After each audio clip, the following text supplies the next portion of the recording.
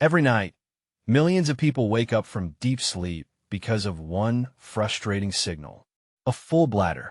Sometimes it happens once, sometimes twice, and for many people, it happens 3, 4, even 5 times every night. You get out of bed, you walk through the dark, you use the bathroom, then you return to bed hoping to fall asleep again. But something has changed. Your brain is awake. Your thoughts start racing. Work, money, family, tomorrow's problems. And before you know it, another hour of sleep is gone. The next morning, you wake up exhausted. You feel heavy. Your concentration is worse. You depend on coffee just to survive the day. Many people accept this as a normal part of aging. They tell themselves, "I'm getting older. This is just what happens." But what if I told you something surprising? The problem may not actually be your bladder. In many cases, your bladder is simply doing its job. It is not creating the problem. It is reacting to something happening somewhere else inside your body. And today, I will show you what may really be causing those nighttime bathroom trips and a simple evening routine that may help your body return to a healthier sleep pattern. Before we continue, remember this. This video is educational information, not a medical diagnosis.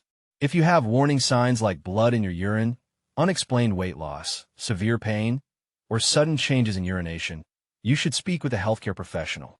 Now let's understand what is really happening.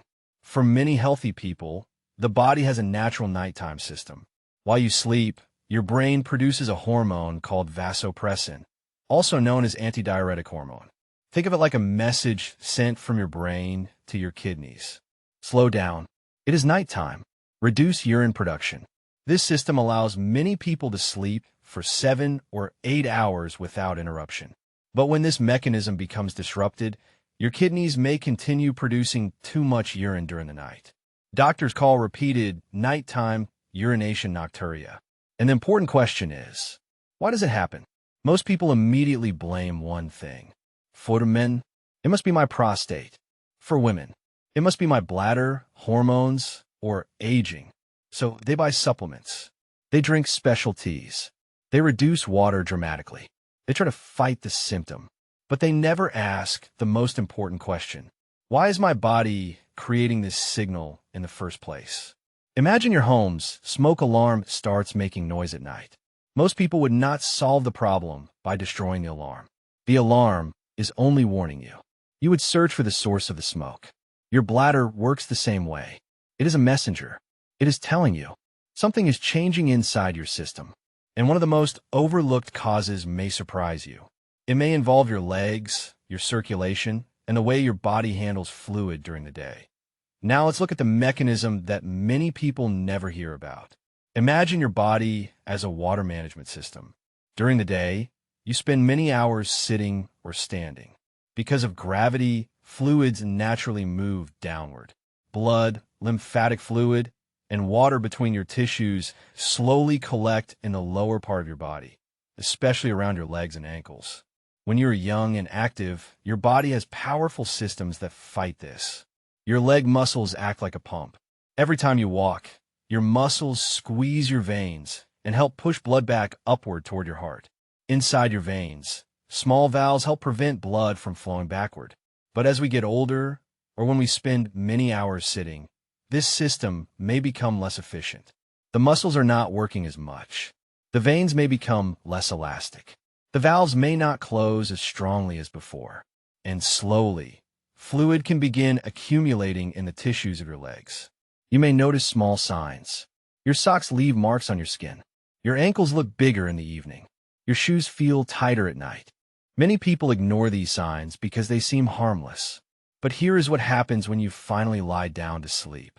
During the day, gravity was keeping that fluid in your legs. But when you lie horizontally, gravity changes.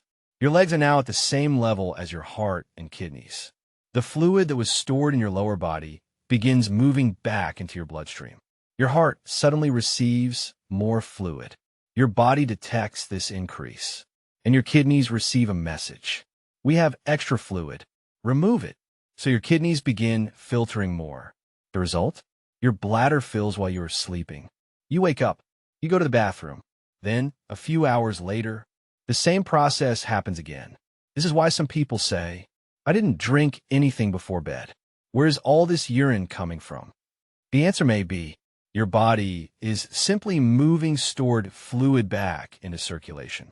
You're not always producing new fluid. Sometimes you're releasing fluid that was trapped in your tissues during the day. But before you assume this is your problem, you need to understand something important. Nighttime urination can have different causes. There is no single explanation for everyone. Doctors generally look at three main patterns. The first, too much urine production all day and night. People with this pattern usually urinate frequently during the entire day. Possible causes can include excessive fluid intake or medical conditions that affect blood sugar and hormones. The second, too much urine production, mainly during the night. This is the pattern where someone feels normal during the day, but once they go to bed, the bathroom trips begin. The third, a bladder storage problem. In this case, the bladder itself may be sensitive. The person feels a strong urge quickly, but only a small amount of urine comes out. Understanding which pattern you have is important because the solution depends on the cause. Treating the wrong problem can waste time. Let me share a common example. A man in his 50s came to a clinic because he was waking up 4 or 5 times every night. He was convinced it was his prostate. He had already bought supplements.